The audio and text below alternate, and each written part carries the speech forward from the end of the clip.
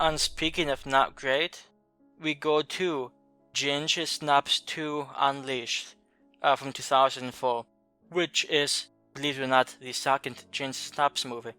And the first one that came out in 2004. And this pretty much follows the story from the first movie, in which Brigitte, who is now a bit of a werewolf herself, sort of gets captured and thrown into a rehab facility, and she has to deal with, sort of slowly transforming more and more into a werewolf because she can't take what she needs to prevent her from, becoming a werewolf. So you meet some characters in this rehab facility, and she escapes eventually, and then the second half of the movie is a lot worse. This is a movie, I've only seen it twice now, and I was a big fan of the first movie. I gave the first movie a pretty high rating, and the first movie might be one of my favorite werewolf movies. But this I just don't care where the story goes in this one. I do appreciate how they brought back Catherine Isabel for Emily Porkin. She sort of has visions of her sister every now and again, so I appreciated that. But then we also have to deal with Ghost, who is a character that annoyed me half the time she was on screen. Yeah. And there's some other things worth mentioning that I will mention, such as the, in my opinion, atrocious ending. But before I harp too much on that, what's your history with this one? Yeah, I was a pretty big fan myself of the first one, to the point where as soon as this one came out, I believe it came out in America way before it did in Australia, so I imported it as soon as it came out on DVD. Because like you, the original one is actually probably my favorite werewolf movie. I'm not a huge werewolf movie guy, but if I had to pick one, that's probably it. That's the only one that really comes to mind. But yeah, I've never been able to get into this one. Every time I put it on, I lose interest, as the movie goes along. I think it starts out okay. I mean, I like the librarian's pickup skills. I wish I could get paid more on a side note. Yeah. It's just a movie that as it moves along, once again, just like the movie we discussed earlier, it just doesn't really feel like it's getting anywhere. I mean, things happen. She's kind of turning into a werewolf, but nothing's... And by the end, we find out nothing really does happen, but I guess the one good thing about it is that, and this might be just because Robert Kurtzman is attached to it, is that I think the werewolf design is a bit better in this one than in the first, even though there's not much werewolf action in the first movie. It's more about the transition into becoming a werewolf, but that's really the only thing that I can say is maybe a little bit better than the first movie, but everything else pales in comparison. It's just tough to get through, and I don't even think it's necessarily a bad movie. It just fails to keep my attention. Which you could say, okay, that's a sign of a bad movie, but I mean, I'm interested in the character from the first movie, played by Emily Perkins. I mean, I'm somewhat interested in the movie just because I know she's in it, and she, it's a continuation of that, but I also don't really like her as a lead role either. I think she's much more suited to being that awkward side supporting role that she had in the first movie. Yeah, I don't know. It just... I think the thing is, I want it to be better, and it's just not. Yeah, so I enjoyed the scenes where she was in the rehab facility. I enjoyed the first half of this movie significantly more than the second half.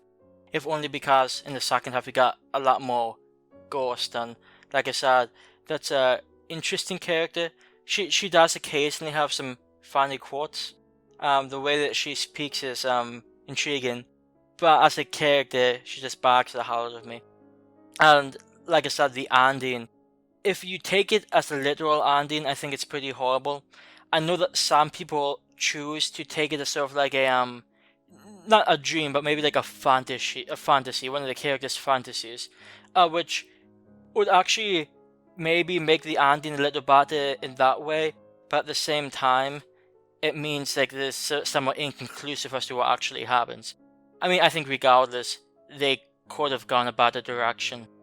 And I think it's a real shame, because even though there is another Ginger Snaps movie, it has no relation to, well, not really in relation to these characters.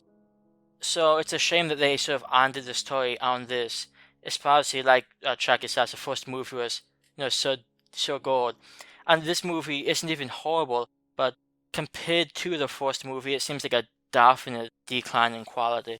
Yeah. And also worth mentioning, I would have liked to know, who that werewolf was that was chasing Brigitte. It would have been nice. You know, I know that some people think it's one of the guys from the first movie, but it doesn't say anywhere in this movie. It's just some random werewolf who wants to mate with her, which, Yeah. is a bit annoying. That's just me. Yeah, I don't, I have no theories on that. It's just a random werewolf. How do you feel though about that one guy who is giving all these rehab girls some drugs for, shall we say, favors? Yeah, well, pity he got suspended, but, yeah, it might have been worth it. Well, if you take it anywhere you can get it, I guess. That's one point of view. This might not be the way I would choose to go about it, but to each their own. Oh, it's also worth mentioning, this movie did have a pretty interesting scene in the rehab facility. I'll be honest, I still don't know if this is supposed to be like a dream/fantasy, but the scene in which the group of girls are sort of, shall we say, relieving themselves, which always struck me as such a random scene because it, at least in my opinion, sort of came out of nowhere.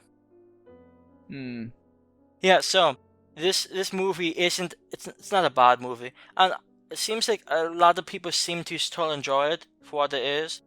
It's just nowhere near as good as the first movie, and I feel like there's quite a few issues with this, be it the way the story goes, the ending I think is somewhat pathetic, and then this Ghost who, like I keep saying, is a somewhat annoying character. Overall, I'm just going to give this a straight 7 out of 10, which is an average rating for me. So it's not particularly good, it's not particularly terrible, it just sort of is. And that's just disappointing when you think about how good the first movie was. Man, that score is higher than I was expecting based on what you were saying about it.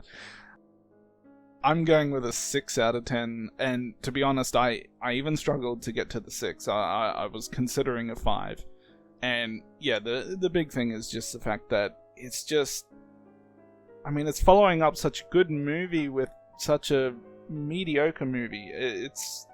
And the only reason normally for a mediocre movie I would give that a 5, and the only reason it slightly gets up higher is that it's attached to the first movie in some way, and I guess that does something for me, but like I said, every time I watch this, it's just a struggle to get through the entire thing. I still enjoy parts of the movie, it's just, as a whole, damn, I just wish this was a lot better.